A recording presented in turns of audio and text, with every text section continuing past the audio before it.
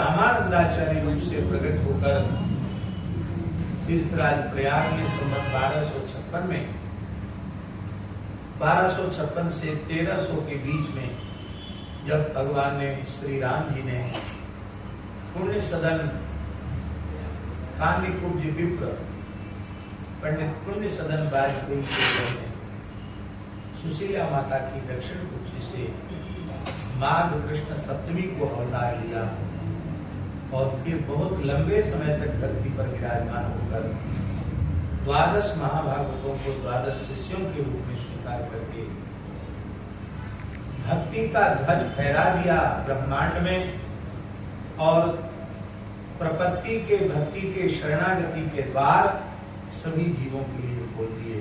सर्वे प्रपत्ते अधिकारिण सदा। बहुत लंबे समय तक रामानंदाचार्य जी धरती पर रहे। कितने वर्ष रहे? 259 वर्ष तक धरती पर गया। कितने? इतने लंबे समय तक कोई भी आचार्य धरती पर नहीं गिरा।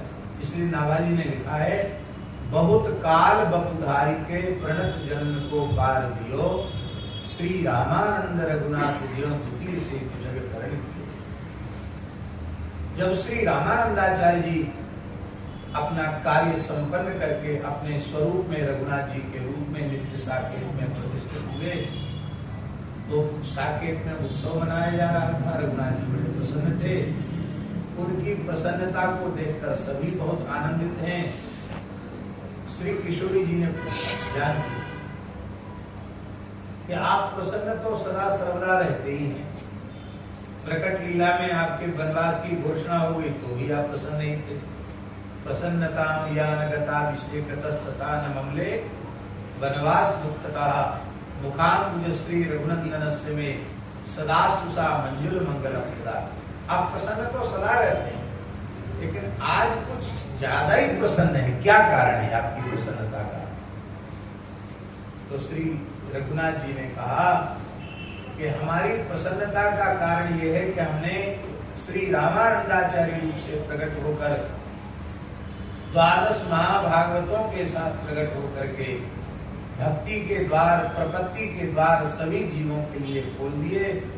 सबको अपने धाम की प्राप्ति का मार्ग सुलभ करा दिया। जानकी जी ने कहा इसमें कोई संदेह नहीं है, लेकिन अभी भी आपका कार्य पूरा नहीं हुआ, थोड़ी कसर रह गई। राम जी बोले, अच्छा कसर क्या रहेगी इसको तो बताओ। बोले कसर आप लोग सब समझ रहे हो कि नहीं हमारी बात? कसर ये रह गई कि आपने नित्य साकेत की प्राप्ति के द्वार तो खोल दिए, लेकिन किसी जीव के मन में मधुर भाव से सखी सहचरी भाव से आपकी उपासना करने का भाव हो तो उसके लिए तो आपने द्वार बंद करके ही रखा है। उसके बारे में आपने कोई प्रकाश नहीं किया। तब श्री रघुनाथ जी बोले, ये अधिकार क्षेत्र की बात है और ये अधिकार केवल आपका है, आपकी सखियों का है। आपकी कृपा के बिना, आपकी सखी सहचरियों की कृपा के बिना हमको भी निकुंज महल में प्रवेश नहीं मिलता, सखियां रोक देती है। तो हमारे अधिकार क्षेत्र से बाहर की बात है। आप प्रकट हो, आप अपनी किसी परिकर को प्रकट करो तो जीवों को ये भाव प्राप्त हो। तब श्री जानकी जी ने अपनी प्राण सखी चंद्रकला जी की ओर देखा और चंद्रकला जी समझ गई कि मुझे धरती पर जाना पड़ेगा। किशोरी जी के वियोग में व्यथित होकर, राम जी के वियोग में व्यथित होकर के चंद्रकला जी मूर्छित हो गई। भगवान की सेवा छोड़ के जाना पड़ेगा। तब श्री किशोरी जी उठी और उन्होंने चंद्रकला जी को आलिंगन दिया, उठाया और कहा, तुम बड़ी भोरी हो, तुम इस रूप में तो यहीं रहोगी, पर एक रूप से तुम्हें आचार्य रूप से प्रकट होकर के मधुरोपासना का प्रचार प्रसार किया। आचार्य रूप में प्रकट हुए तो फिर वही चंद्रकला जी श्री अंगदेवाचार्य जी के रूप में धरती पर आए। लेकिन एक समस्या थी। समस्या ये थी कि चंद्रकला जी को गर्भ में धारण करने की क्षमता उस समय किसी नारी में नहीं थी। किस दंपति के माध्यम से वो धरती पर आवे हैं।